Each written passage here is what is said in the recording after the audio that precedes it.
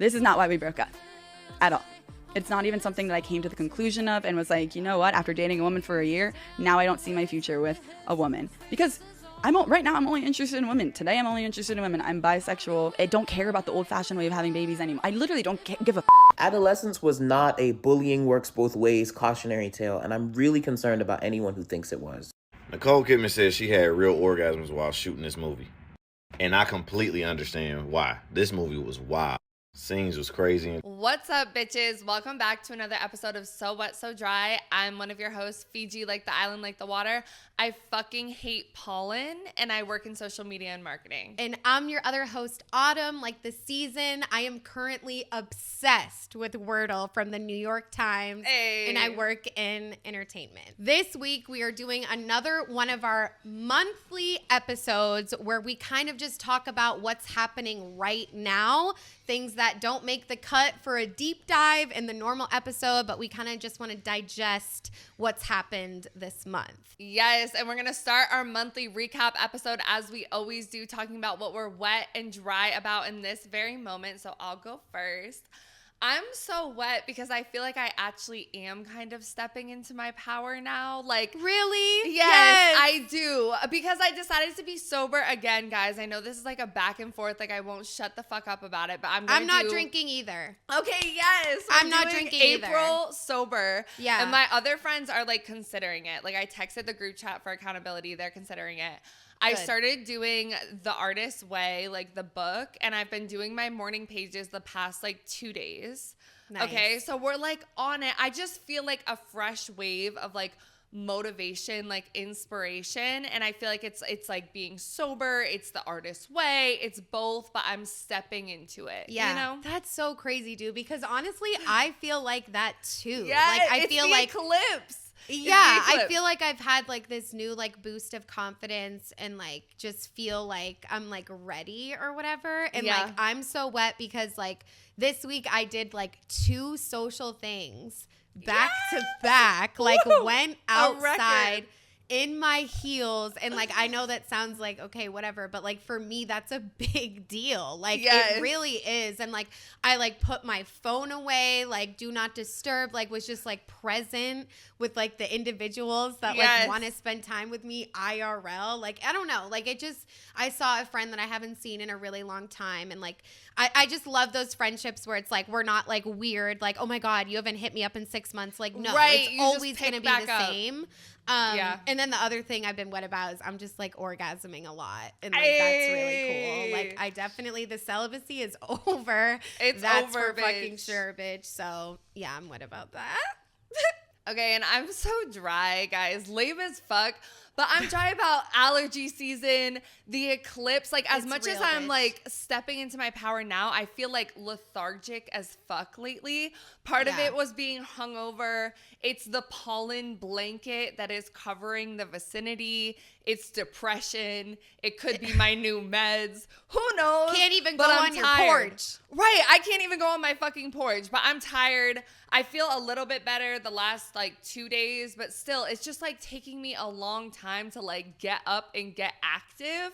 Right. And I don't like that. So. I know, but it makes sense because it's never all going to be perfect. Like, you're having creative inspiration, but you're, like being lethargic. Physically like, tired. I get it. Yeah. No, that makes a lot of sense. I feel like for me, like, I'm just so dry, like, about, like, clothes and my style right now. Like, I'm really going through it, bitch. Like, I hate everything I own. And I even, like, went to Goodwill yesterday, bought a shirt, and I was like...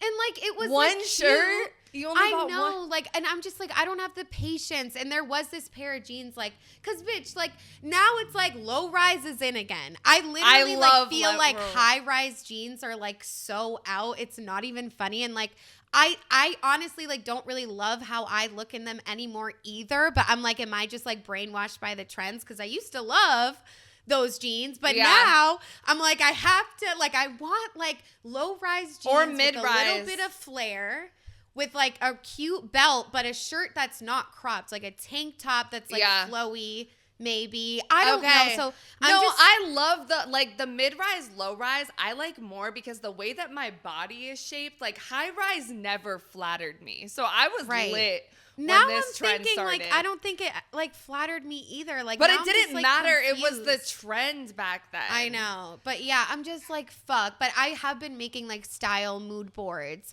But I'm honestly at the point where I want to literally get rid of everything and like start over.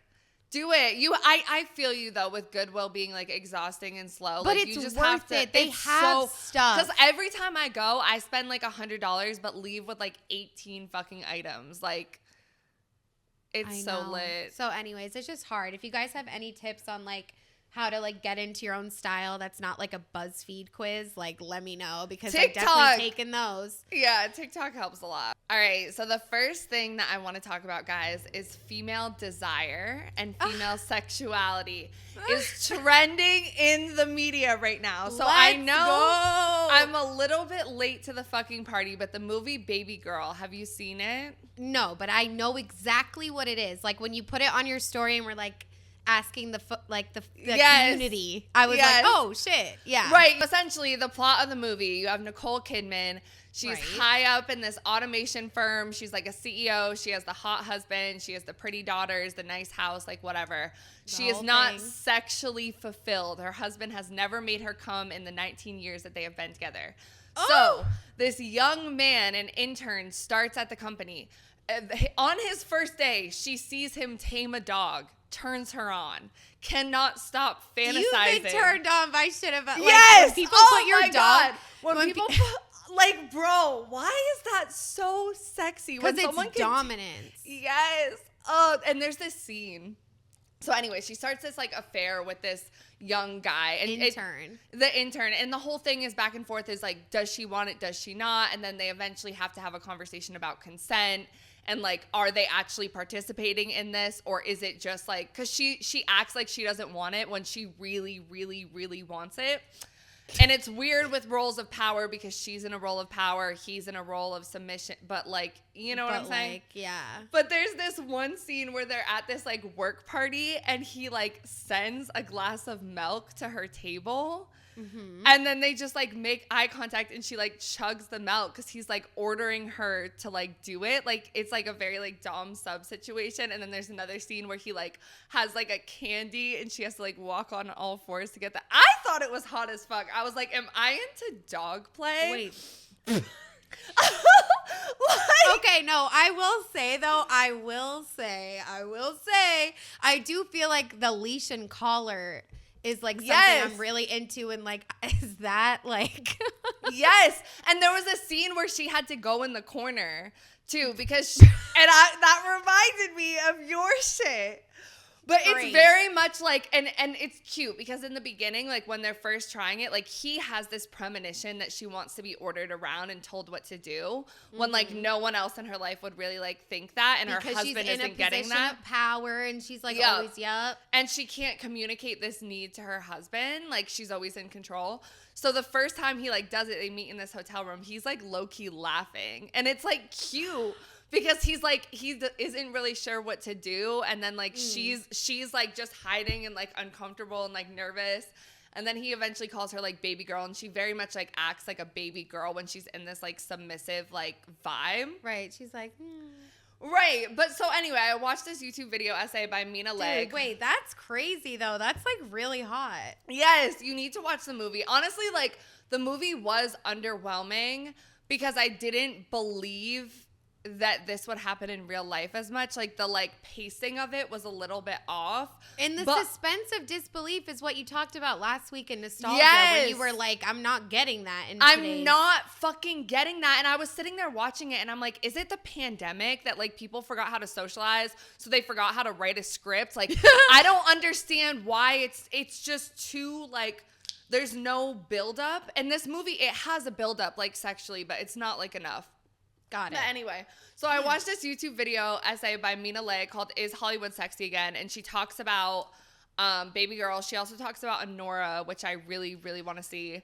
And then I think it would trigger us though. I think it would too, but in a like nostalgic, romanticized because that was the Grammy winner, right? Was it? Yeah. Oh, maybe. Oh, not Grammy. Shut up, guys. Oscars. I know. Did yeah, really? no, it won. Yeah. Oh shit! I need to see it. Then we definitely That's need to. next on my list, honestly.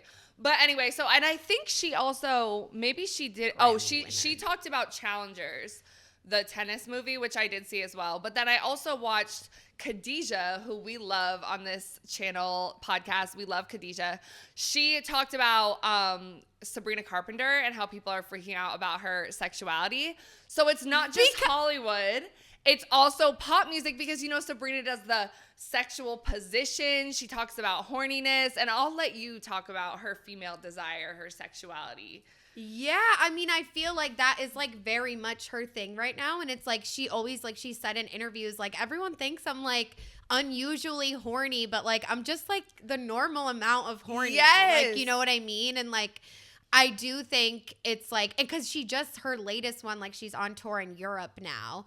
And when she was in like France, she like her sex position in that song that she does was like Eiffel Tower, where like one guy was like hitting it from the back and she was like sucking the other guy like bent over. And I think it's really empowering, like because she is also like a straight woman, like in a way. Like I don't know, like bi, isn't she? No, she's not, dude. I think she's really not. I don't think so. But doesn't she have like campy things about like kissing, like the Jenna Ortega music video? Yeah, but like I don't want to believe it. It'd be too good to be true. But maybe I don't know. She wouldn't date a woman, but she like sexually, I don't know. Yeah.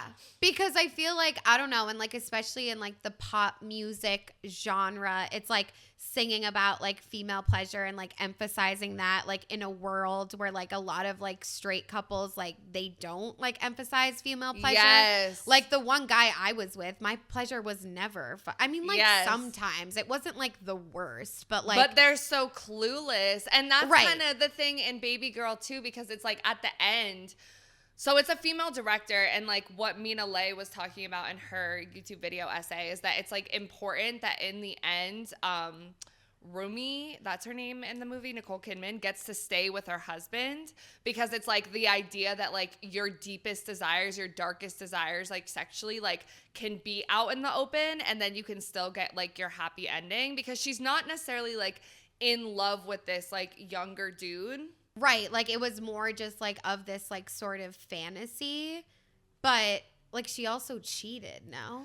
Right, exactly. So there's this scene at the end where like her husband like finds out, like she tells him like whatever. She was like, I have these sick desires, like I have these sick fantasies. Like she just calls them so sick and like twisted or whatever. Even like, though they're not that sick they're not twisted. that sick and twisted. Like she's just like something needs to be at stake, whatever. And he gets so pissed off, and he's just like, but like you needed to jeopardize like our children and our relationship for these like these fantasies and desires, like almost like why wouldn't you just like tell me?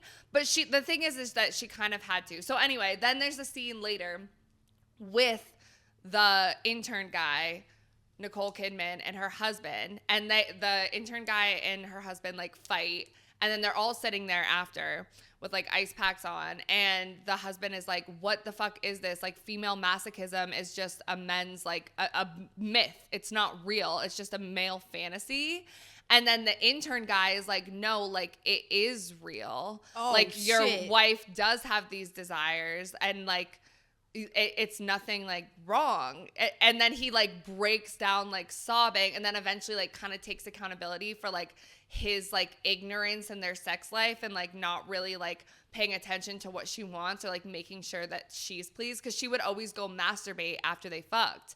Like she would go run in the other room. I know that watch feeling. porn. Yes, same. Like, or when you're laying in bed with them and you low-key roll over and you're trying to like bust one out real quick. Like I have definitely fucking done that, because it's like, bro, like you came and you started snoring. No, literally. It's like, then he would like fall asleep and I'm like just by myself, and then I would just masturbate. And Yes. And my ex got mad at me for that before, because I had to go in another room. But I'm like, I think it's good when women make it known, because it's like and a lot of women struggle with this like loveless, sexless, orgasmless relationship that has a lot of like love and intimacy in other ways, but like they have these like primal desires to be dominated or to dominate even, that they like can't have fulfilled, because their husband almost looks at them as like this perfect person or like not sexy in that way. And it's like I like want like to be able to like have those like sick and twisted desires like with my partner, and like also like you know, like that's what I want. But it like sucks because exactly it's like she had to go elsewhere to like fulfill that, because she didn't even probably feel safe like bringing that up to her husband, because it's also like, is he gonna like slut shame her for wanting to be like treated this way? Like all he of was a sudden, like weirded out. Like there was one Right. scene where she put the pillow over her face and she just wanted him to touch her, where she was just laying still, and he was like, I feel like bro, a is creep. she me? Like what's literally going on? But that's what I'm saying. Like I feel like these types of desires that women have are like very common, because and like we've been like shaming ourselves forever, literally all the same, because it's all about control and like how women are like, you know, oppressed in society, like violence against us, all of those types of things. Because it's like I feel like it's so hard for men to comprehend, because like watching that movie, if you don't have the background knowledge and the fantasies and the kinks of like this situation, you're watching it like, what the fuck? Like she's a sexual predator when she's like not, because like he's very much like in it, like too, he has like agency or whatever.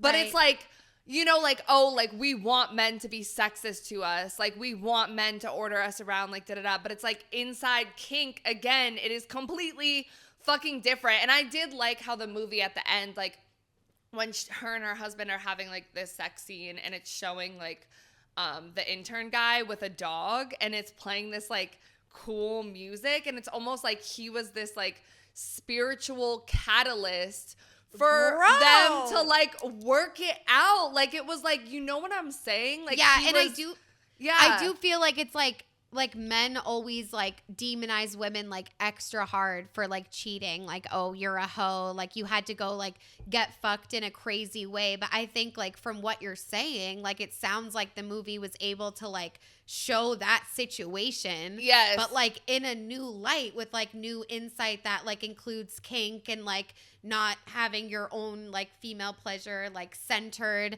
And I totally get the relation to Sabrina Carpenter, because like she's trying to like center female pleasure like so fucking hard.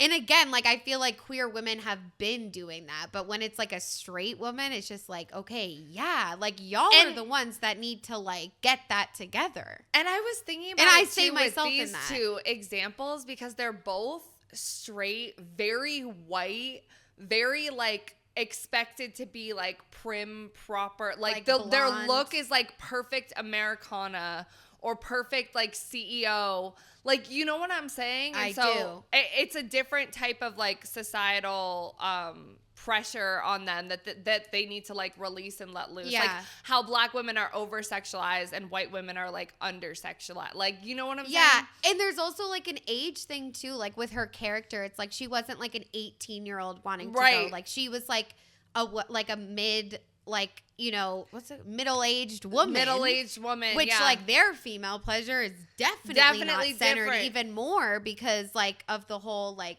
you know, men only want young, fresh-looking pussies or whatever. Yeah. And the last thing I want to talk about this before we move on, I did ask like just my Instagram followers if anyone had any fucking so happy. thoughts. I should have done that. And I was like, is this cheating? I don't know. But someone said, without a contract, this kind of sadism only leads to insecurity. Film still hasn't gotten it. And I do think that this is right because, again, like I said, there was this whole back and forth between like consent, not consent. And then he finally had a conversation with her and he was like, I cannot continue to do this. Like, I'm going to not work for you unless you say that you want this. But even as he was saying, like, say that you want this, he was like touching her. And like, it is that like messy situation of like how to make consent sexy and how to make this like contract thing, like this sadism contract that we're talking about, like sexy. And I don't know. That's why I feel like I want it to just be implied. But like a lot of their push and pull, I like can't. Like it takes me out of it so bad. I know, babe, but that's why I'm telling you, it should be like a different day, like not like right before.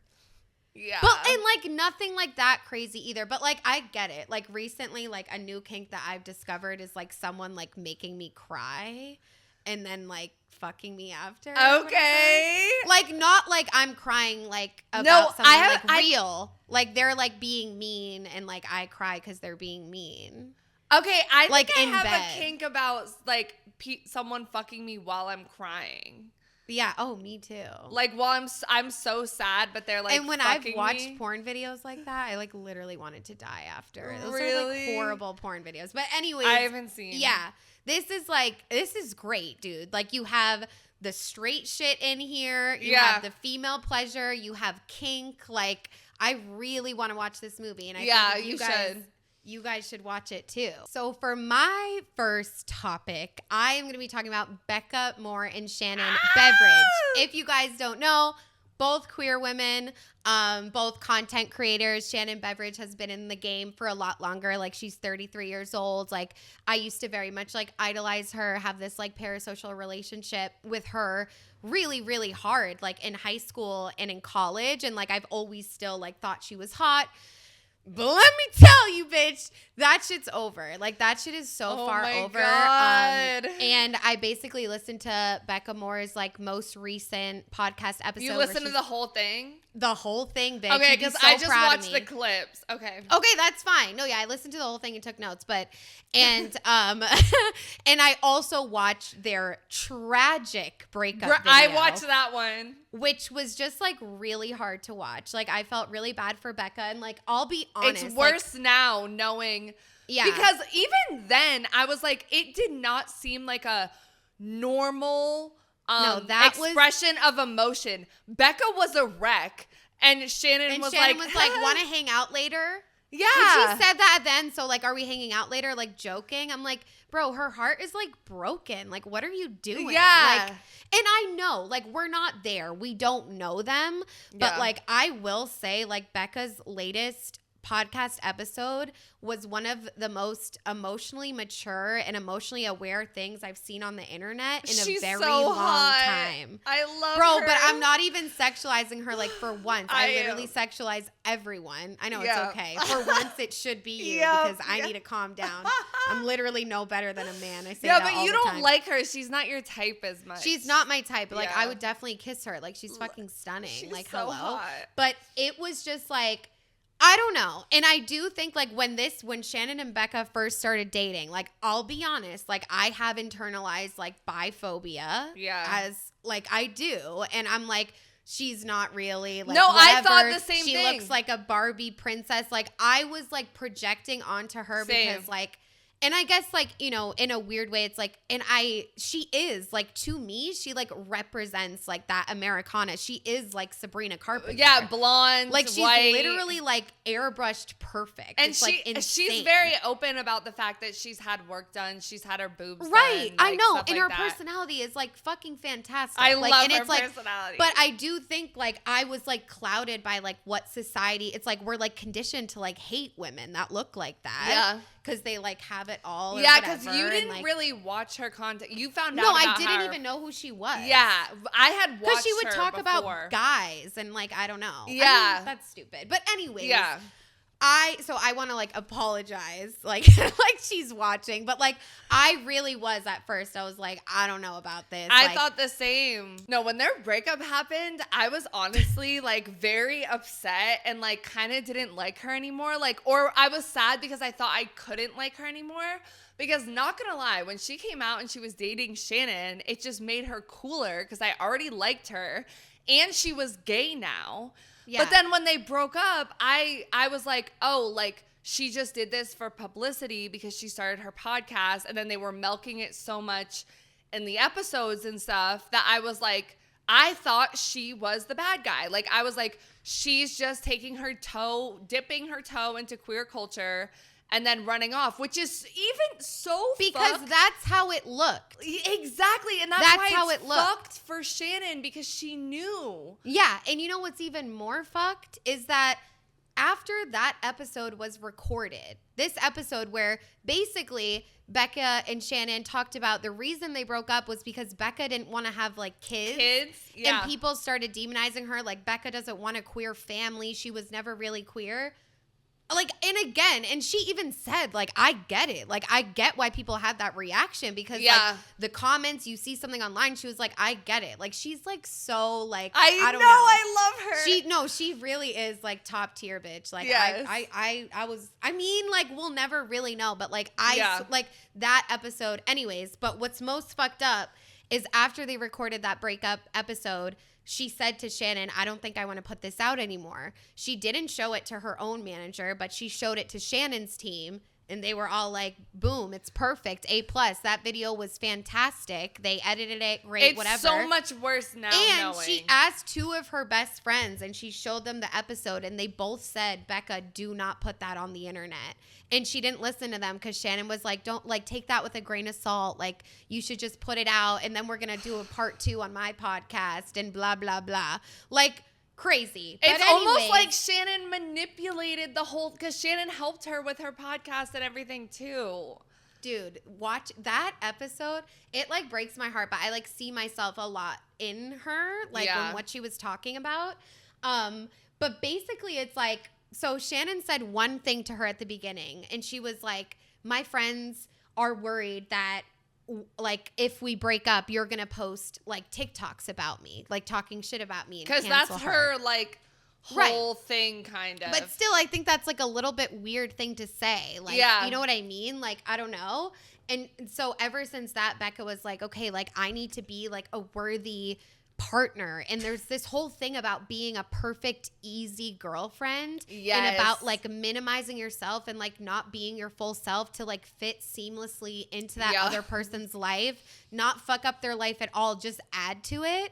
And, like, when I was with my ex-boyfriend, that was me to a T. Like, honestly, maybe with everyone I've been with, like, same. I have that problem. And so when she was talking about that, I was like, oh my God. And she kept saying, like, Shannon, like, seemed so much older and wiser. Like, she had been in, like, 4 however many, like, long-term queer relationships. She's been on the internet since, like, 2012. Like, she's been here forever. And Becca was like, I felt so insecure. Like, I feel like I'm a baby gay. I feel like I'm a baby TikToker. Like, I feel like I don't know what I'm, like, doing. And, like, Becca talked a lot about, like, she was, like, being avoidant. And, like, Shannon would call her out for that. Like, she would shove her feelings down, and then they would just explode. Me, bitch. Me, bitch. Me, core. And she talked about the, and then Shannon would be like, if you aren't able to, like, get over these things, then, like, we can't date. And Becca said, like, an iconic quote where she was like, if you communicating causes you to lose someone, that person was never yours. And I personally struggle with that. If I'm going to, like, share this feeling, like, they're going to leave, it's going to freak them out. Like, I relate to her so hard. I was getting, like, really emotional. And Shannon would always say things to her like, oh, I can tell you want to break up with me. Don't worry. We don't have to tell the internet right away if we break up. Just, like, out of nowhere. And Becca would be like, I don't want to break up. Like, when did I ever say that? Like, and it was just, like, in all of the, like, baby gay stuff, like, she was just, like, she felt unequipped to, like, be in a queer relationship. And it just makes me so sad because, like, if you're going to, like, enter a relationship, like, with someone that's never been in a queer relationship, like, you should take that into consideration. Like, it's not going to be perfect. And, like, no one should feel like they're unequipped in their first queer relationship. Like, I mean, you can feel like that, but your partner should reassure you your that, like, partner should be the last like, person making all you queer feel relationships that way. are different. There's no one way to do it. And, like, why didn't, and Shannon would literally be like, yeah, like, I think, like, a big flaw is that, like, you haven't been in any long-term relationships. And there was, like, this huge power dynamic of, like, her being so older and wiser and Becca feeling like she was super small. And essentially how they broke up, like, after that breakup video was released, they stayed together for, like, a month later. But it was, like, messy. Like, they were on the outs. They could tell.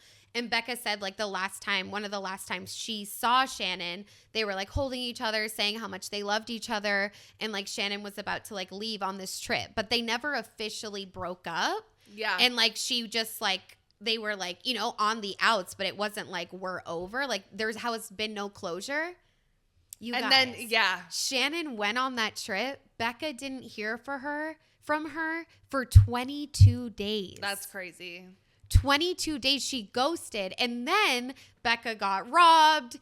like at her home, like ended up seeing Shannon, and Shannon said, I'm sorry I didn't text you. I didn't think about it. And then too much time had went by and it felt weird to reach out to you.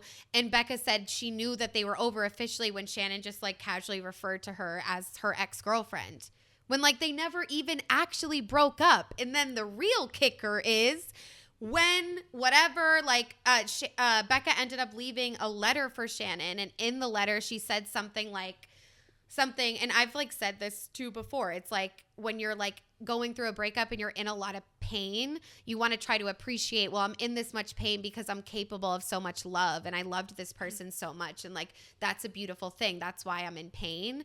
And that's what was in the letter. And then Shannon like posted a TikTok or something or advice about breakup and said that verbatim. And Becca was like, you can ghost me, like you can do all this shit, but she's like, plagiarism is where I draw the motherfucking line. Yeah. And I was like, yeah, bitch. And like, I don't know. I just think like at the end of the day, like all relationships can be really toxic, but like this was like this broke my heart for her. Yeah. And I just think like nothing she went through was fair. And she just talked about always being like so afraid to like speak up about how she feels. And I do think that a little bit of that falls on ourselves and we owe it to ourselves to like learn how to do that. It's not always like completely the other person's fault. Like you need to be able to speak up for yourself and share and communicate with whoever, teacher, therapist, friend, partner, family, anyone. Like that's like a skill, but like it really sounds to me like Shannon made that like really impossible for her to do.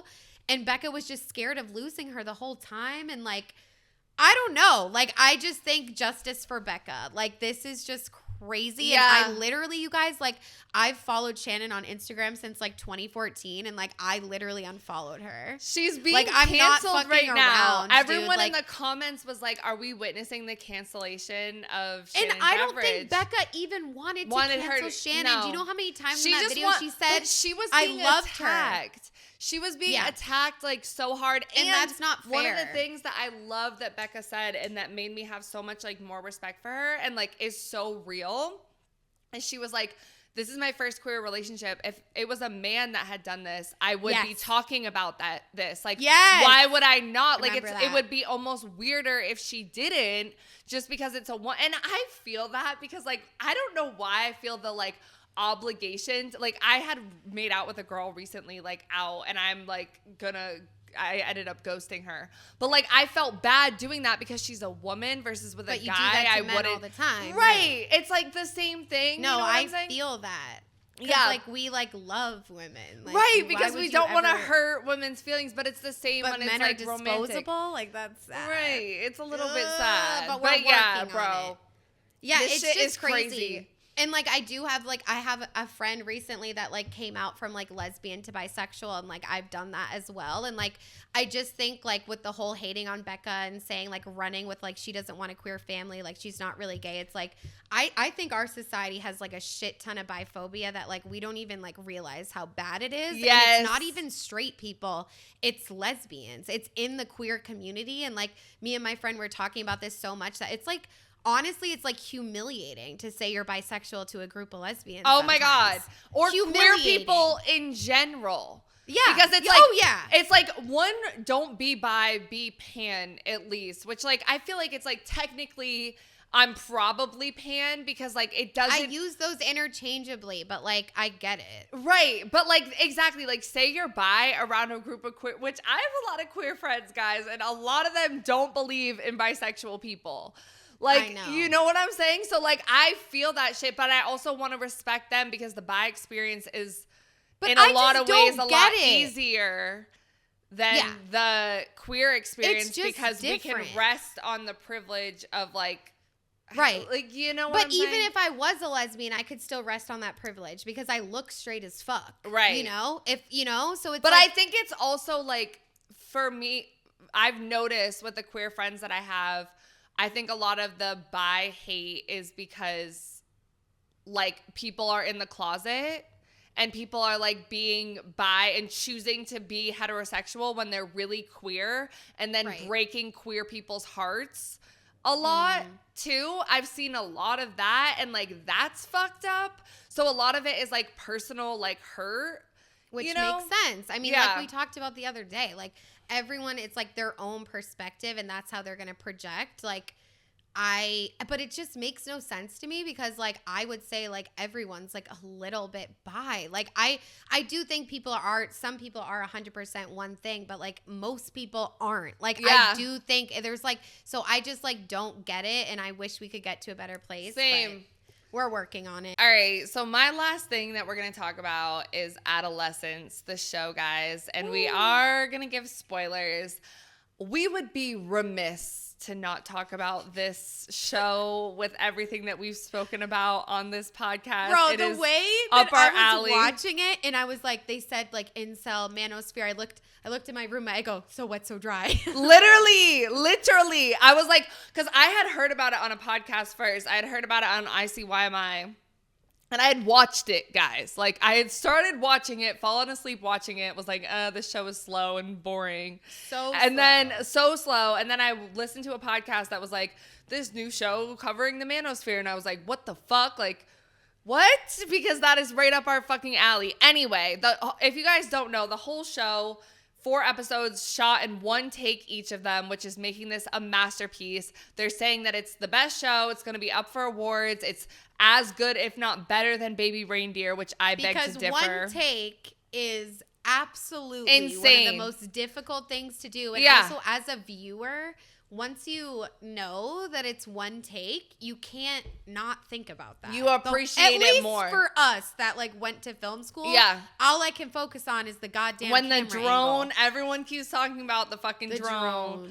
Like when they latch it onto the drone and like jumping out the window and chasing people down. Like it's crazy. And it reminds me a lot more of like a theater, like a play or something like that versus a movie because of the way the camera's going. Like it is a piece of art, but I will say Baby Reindeer is fucking better. I'm sorry. 100% just better. like, it's just the emotions that were in there, the complexities of the story. And again, I don't know if I'm just jaded. I listened to 2 other podcasts about it. I listened to ICYMI, I listened to crime writers on True Crime Review and the Prestige TV podcast just to hear what they had to say about it. Right. And I was consistently kind of pissed off and irritated how many people don't know what an incel or the manosphere is. Like apparently like we are very niche, I guess. Like, you know what I'm saying? Like there is so much coming out of this, which I think is a good thing, and talking about like men's issues, young boys, like this problem. But I'm also like, all right, guys, like this problem has been around for a few years now, and we're just now discovering it because of like a Netflix show. Like, cool, but also the show was not engaging enough for the average person who is not like a film critic, like in how slow it was. Is it really even engaging or doing what it's supposed to do? Yes, I think it's talking about the issue, but like, I don't know. And then the other part in that I do want to say is that I'm glad that we're talking about men's issues. And I've seen people on TikTok, a lot of people, this is the first time since this fucking show has come out. Like, can you guys tell I'm pissed off because me and Autumn have been like covering this for so long? But the first time that I've seen a lot of the feminists and a lot of the like women who talk about women's issues talk about men's issues was with this show. And I think a lot of the takes were really good, you know, like how misogyny is a huge problem, like blah, blah, blah. But like I also did see a good amount of takes that were like, why aren't we focusing on Katie, you know, the girl who was killed in this show? Why are we focusing on him? Like, da-da-da-da-da. And I'm like, once again, like, because we have to get to the root of the problem of why Katie is now no longer with us. Right. And we can't like save Katie without saving these young boys. Because it's like we've already done the like feminism uplift Katie, make Katie confident. But it wasn't enough. Despite the misogyny and her pictures getting passed around the school and like da-da-da. You can uplift Katie to the end of the fucking earth. None of that shit matters if Jamie is becoming a misogynistic murderer over here. Like, guys, like, I'm just like, I don't know. So a lot of the discourse I just feel like is like ages behind. But it's happening. That is exactly something I would say at age 20. I would be like, why are we talking about, like, and a lot of people are just still there. Yeah. And, like, I'm, like, not, like, fully at, no, I am, though. I'm like, no, because it's, like, actually fucking essential. Like, we really do need to talk about it. Yeah. It's all part of the same conversation, though. It's not like let's talk about the problem with the boys to ignore the problem with the women. Like, the episode with the best friend, I think, served that purpose because of how angry she was. And, like, she was saying, like, you know, you're erasing her, you're doing all of this because it's like, you are in a way. And I liked how they had, like, even though he's an incel, he's kind of like an attractive young white boy, like, you know what I'm saying? And then, like, the way that they all thought he was good and didn't do it, and like, and that also irritated me. And listening to the podcast episodes about it, they're like, did he do it? Did he not do it? I knew from the second the show fucking started he did it. Duh. Why would we be watching the show if he didn't like do it? Someone that would. Right. Like, to me, it's clear. No, I get it. And I just, like, I think, like, the show is going to serve its own purpose. But I think what's really important is how people are reacting to it. And, like, what people are talking about on TikToks and podcasts. And, like you're saying, it's, like, this is, like, somewhat new to them. Which is, like, telling. So it's, like, as much as it's sad, it's, like, well, okay. Like, that's where we're at. Well, and it makes me feel better Netflix. about us and what we're doing. Because sometimes, like, us being in the niche that we're in and, like, even... And Fiji asked ChatGPT to describe our audience. And, like... They said the word I fuck niche with like you guys 565 times. And I don't think we are niche because sometimes I think we're covering topics that it's like people we look up to have already covered. Like, we're taking a new spin on it, like, whatever. But I'm like, oh, we're not that niche. But then I listen to some shit like this and I'm like... And you're like... Okay. All right. We're doing important work, I guess. And it's like a lot of the, like, women empowerment creators... don't talk about young boys. And they think the male loneliness epidemic and all of that is like a joke. Like they deserve it. And I used to think it was a joke too. It's like look, the way the patriarchy really not. Is it? Do I believe that to a certain degree a lot of boys have to pull themselves up by their bootstraps and get the fuck over it? Like, yes, I still believe that in a lot of senses. And like, and you see that with like Jamie, and even listening to the podcast, like how they were like developing such deep empathy for him, like in the therapy session, and they were like, you know, like he just wants deep empathy for him in the therapy session. He just wants to be like loved, like he just wants to be like his dad and like all this shit. I think I was just annoyed because I feel like I've been at this point. Like, I don't think anything in this show was groundbreaking in terms of thought leadership to me, because I've already had all of these thoughts. But like, yes. But for the exactly. What's like, it called? Gen Pop? For the general public? Like, yeah, exactly. Because it's like, what drives a 13-year-old boy to commit murder? He's still a 13-year-old boy that comes from a good family and like all this stuff. Like, he's still a human being. I don't know. But yeah, guys, I'm happy people are talking about it, but I'm overall like, I wish I was as hype as everyone who has never heard about this shit before is, but I just fear that we're too late. And this is the piece of media that is coming out of this huge problem in society is also a little bit too snobby. Right. And that also upsets me, but I don't know. But I did ask you guys on my Instagram story if you had any thoughts, and some people just said, great acting, so crazy, I got to watch it again. And someone said trash, I was so disappointed, which I feel like sums it up with the different views. But I think it's interesting, like we talked about female desire earlier, I think this is a lot about male rage. Right. And like the male rage that comes from like not being chosen or not being like validated. And that is a serious problem in society that we've talked about and that is like happening right now. And, you know, I don't know. Like, I think the one thing that's interesting to think about is like how much this incel culture, red pill ideology is part of like 13-year-old like slang and like discourse and all of that. I mean, we knew that because of like looks maxing and like even like some of those like skibbity words like But you don't realize how bad it is unless you're in the middle school like listening to those boys, like, talk about it, because it's like, I remember like being young and like men saying like crazy shit, but like it's so much worse remember now. when we were younger, it was like, shut up, bitch, go make me a sandwich.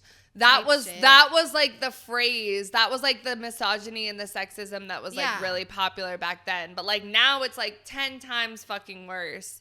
Right. And I would like to talk to a 13-year-old. I think that was a lot of the takeaways too, is like, if you are a parent or you have 13-year-olds around you, like, good luck talk to to them. Like, you know what I'm saying? But I just like, don't connect get with how them. people weren't like inclined to like look into incels with like Andrew Tate, because I feel like that was such like a monumental like thing, like that like is the or when the manosphere. school shootings happened, like all of the incel shootings, like exactly. I just all of the don't, domestic violence, like it's a lot. Like it's a huge the internet forums, like there's been so many other events that have happened, and like there's been discourse about even like 13-year-old boys like becoming more conservative and everything in schools and stuff like that, and in the manosphere with Trump, like and I get what you're saying. It's like it's good that like they made this movie, because like this is something that needs to be talked about, but it's like that thing where it's like you like take in a piece of art that's like, you know, something like really serious, like even if it's like DV or eating disorders, and it just like, it like didn't fulfill you, and it just like feels wrong. It's like they were so close, but they like didn't get there. And it's like a lot of people watch like It Ends With Us and felt that, and like you didn't feel that. I didn't feel that either. Like I thought it did it. It's like everyone's gonna have that their own... pissed people off. Like, and that's the thing. I feel like what pissed me off about like, and why I liked Baby Reindeer so much, is that Baby Reindeer was so like, and this show was too, it was so raw and it was so real, like at the end when the dad was crying. Yeah, the acting was good. The end, the dad was crying in the bed. Like it was so like, but I was just like, I feel like the thing that pissed me off and all the things that I was listening to about it was the fact that everyone was like, this is a shock. It was the story in itself that was sensational. Like the fact that a young boy would do this, that incels exist, that da-da-da-da. And that's rage. And that is the least sensational thing about it. Okay, the one take, and even the one take I think is an interesting artistic choice. The fact that they never showed Katie, I thought was a nice artistic choice, because it can like go to be like any woman, like any girl. Katie represents, she represents like all of them.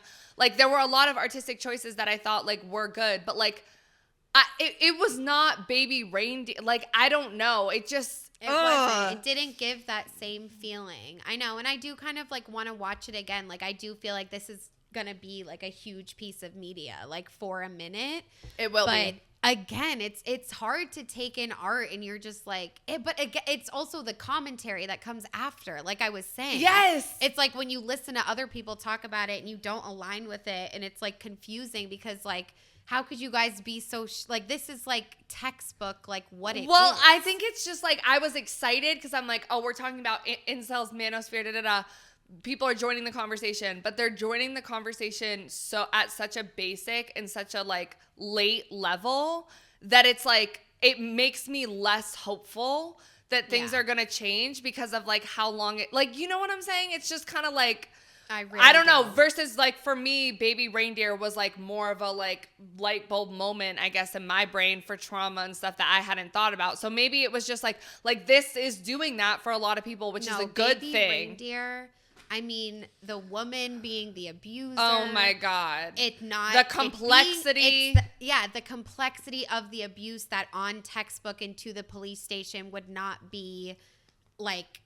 They're like, no, what's wrong with this? And like that is what people need to educate on so bad. I know. Yes. I will literally ride home about Baby Reindeer so hard. Same. Too, dude. Like that show is a work of art. So for our last mini topic here, we're gonna be covering why do we want to fuck monsters and not like abusers, shitty people, like actual monsters. I'm talking like Edward from Twilight, bitch, okay? But vampire, he's like, zombies. They argued that he's a stalker. Like he's like... No, like he's very monster-like. Yeah. They talked about him in this article, and this article was found by Fiji from Dazed. Why do we want to fuck monsters? And some examples are like Pennywise, Godzilla, Pinhead, Godzilla, Count Orlok, Joker, the Joker. I want to fuck him. I know he. Bro, he is definitely, and like, guys, I'll be honest, you know what I mean? Like, this could be embarrassing. I don't care. But like, when it comes to porn, right? Like, I've definitely there was a time in my life where I was like, cartoon porn is like pretty cool. Hentai? And it would be like, okay. Yeah. And there's like a wolf man with like an innocent girl. Yes. Like I don't know Hot. what to tell you guys. I'm sorry. But the article says, turns out there are actually self-professed monster fuckers everywhere. And the article proposed the questions like, where does this sexual attraction to monsters come from? And like, what's culturally and psychologically going on and at play here, which is like culturally, so wait. Can I just, another one is, you know those memes with the wolf man with the abs and he's like holding the girl? I love those. Yeah, you've used those. I know what those are because of you. Yes, yeah, no, the wolf, something about a wolf. The wolf man, ooh, is hot. Wolfmen, vampires. Like Beauty and the Beast, bro, is actually literally this kink. Like, yes. The Beast is like so, and I like when I watch that movie, his hair, like the way he locks her in a dungeon. I'm like, what are we doing? Lock like, me this up, is Zaddy. Disney, like. Yeah, so that shit's crazy. But anyways, so our girl Sarah Lisa Anzaldúa is a monster theorist and assistant professor of philosophy at the California Institute of Integral Studies. And she kind of talks about this idea of like looking, you know, again, culturally into it. To be a monster is to be an other, quote unquote, something marginalized people know all too well.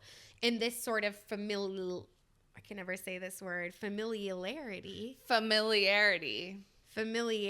Yeah.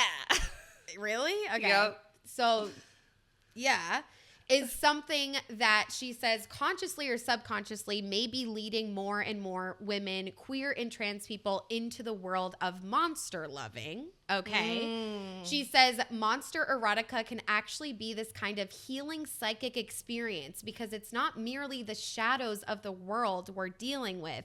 It's our own shadow as well.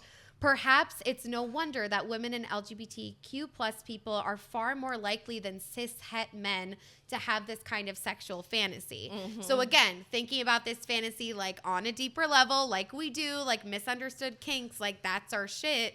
Yeah. And like this article's arguing that it's like, you know, monsters are, because even with the Beast, he's all embarrassed about himself. Yeah. And it's like they're othered, you know? And so it's like, it's just interesting. Like the part about like, it's not merely the shadows of the world we're dealing with. It's like the shadows of ourselves and like how kink is just like, you know? It makes me think of like a lot of horror movies because you know how I'm like really obsessed with my whole crucifix, like religious right now. And like a lot of horror movies, I've listened to podcasts about this, are like manifestations of like sexual fantasies and sexual scenarios that are like demonized, and like the devil or the monster, the article talks about that is too. like representing that like dark twisted fantasy that you have, kind of like how Nicole Kidman had in Babygirl or whatever, this like dark twisted whatever. And like, cause I feel like I've masturbated to like, oh my God, everyone's gonna think I'm like evil. Because they are though, because people are fine when we talk about werewolves and vampires and monsters, but you talk about the devil. Oh yeah, you're right. Right. You're right. I've definitely had. I mean, Satan is daddy. Like, that's like, the thing. Right. Like when Doja Cat did her. He does kind of scare me a little bit though. I'll lie. I mean, I'll be honest. I'll lie. I'll lie. Subconsciously, I'm like, no, I want him. Anyway. No, but I've had some like twisted, like I think like monsters, but I think about like evil spirits. Not like I'm like picturing the 3-horned devil like fucking him, but like I definitely have masturbated thinking about like evil spirits consuming me. Well, if people are gonna think you're evil for that, you have so much religious trauma, more than anyone I've ever met in my life. And like that's surprising. I mean, I don't really. I don't have like that you're much like compared to. Right, I'm like your only formerly religious friend. So, because I'm like people in the South. like Southern Baptist I know. evangelical, y'all have way worse than me. So mine's not even that bad. I want to holding space for you. Right. I know. I just meant to say they shouldn't think you're evil. Like that obviously Right. comes from something. Right. And even the article says like people eroticize their fears. So it's like as a child, Yes. you're fucking scared of the devil. You're going to class. They're like, you know, the devil, the sins, and then you're like, actually, I want to fuck him away. And that's why I think I ended up being like more emo and goth is probably the religious upbringing and it being so like good, holy, and I'm like, no, let me be bad and everything evil. Comes from somewhere, right? Right. And someone else quoted in the article said, as a teenager, I remember being frightened of a monster known as the Rake. So my brain was like, the Rake? Yeah. Okay. And my brain was like, the Rake isn't scary. Like, he's your boyfriend. Like, meaning like eroticizing the fears. I don't know. Like, it's kind of okay. Like, yeah. No, because I feel that with abuse.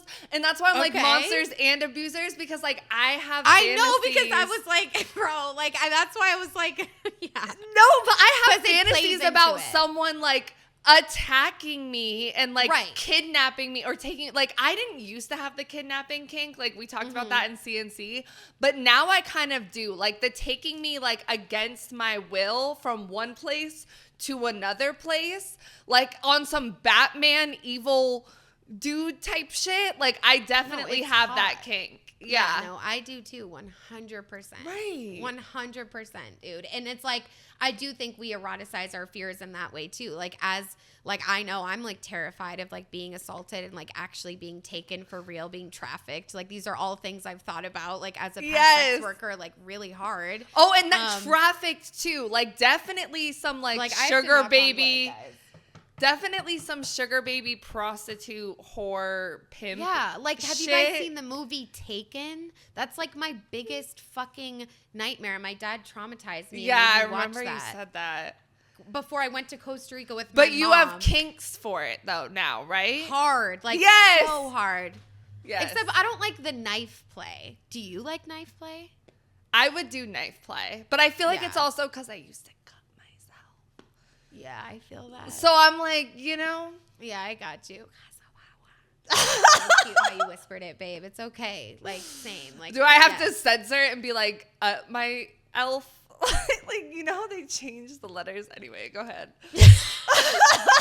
And this sort of like kink for monsters is known as tetratophilia. Okay. I'll put it on the screen. But it's also like, again, we always talk about how like BDSM is like a big umbrella term. Like this sort of kink like is very in line with CNC, forced consent, mind control, being eaten, which I'm like, okay. Devoured like the pussy? Like, no, I think it's like for real. Like cannibalism. I think so, yeah. Which makes me I like someone to nibble on me, but like I don't know about like No, eat. dude. Okay. I mean, no kink shaming. I mean, I like someone to nibble on me too. Like I do feel like sometimes sex can be very like animalistic and it kind of feels like you want to maul each other. Yes. I like that. I like That's that. Cool. The like breathing and the eating, yeah. Yeah, the eating is a little bit much for me. And being hunted is like a huge part of this kink, like hunting down. Okay. We like that. Predator. Yes, I like that. And then the article has like a healthy thing that they say. It's like, let's just remember, guys, like these are just fantasies. At the end of the day, like BDSM is fantasy, like all that shit. And they also referenced ContraPoints, who we talked about, that you put me on to. And her name's Natalie Wynn, which I didn't know that was her actual name. I didn't know either. She said, fantasies are not literal wishes. Fantasies construct situations where emotional needs are met and inhibitions to pleasure are removed. So just remembering, you know, like. Is that her Twilight video essay? Yes. I love that one. It is very know. similar to our dark romance one. I love that video essay. Yes. And then lastly, the article says too, tetratophilia fantasies thrive on and fully operate within the world of the hunt, i.e. the imagined. And when it comes to fictional monsters who can be violent, scary, and aggressive versus cishet men who can be violent, scary, and aggressive, the cognitive dissonance that a teratophilia fantasy requires, provides a much needed release and in some cases reclamation of sexual autonomy. So like, again, that whole sort of idea of like eroticizing like your biggest fear of like actually being kidnapped by a real person, man in real life, not like a fictional monster.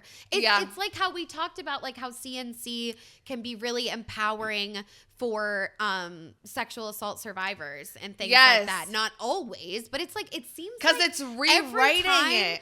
We talk about a damn kink that we've like felt so much shame about. Articles be like, it's actually healing. It's and good for you. Because it's like when I like think not about for everyone, but if like it is. Not for everyone, but like if you're doing it in a safe, like healthy way. Because it's like into it. Like when I think about the abusive scenarios that I've been in, that emotion when you're in experiencing trauma, completely different than the emotion of when you're in a fantasizing about some sort of abuse. There is pleasure. So it's like if you're switching those, you're replacing said trauma, fear, panic, anxiety with pleasure, excitement, like, you know.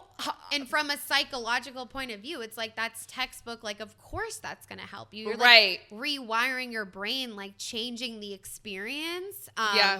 So yeah, I'm just like, that's definitely a common theme. But yeah, I mean, next time you're like fantasizing about maybe fucking a monster, like maybe think about this. And I also do think like, I feel like unlearning sexual shame is like obviously like a big part of like our podcast, because it's a big part of like what we're trying to do and like how we evolve as people. Like we're literally trying to do that like every single day. Ourselves. Yes. And I do think it's just like, you don't often hear people talk about like fetishizing monsters in like a positive way. And like, I just like want to provide that for people because I need that for myself and I need that as well. But that about does it for this episode, guys. We really hope you liked this episode. Please keep the conversation going.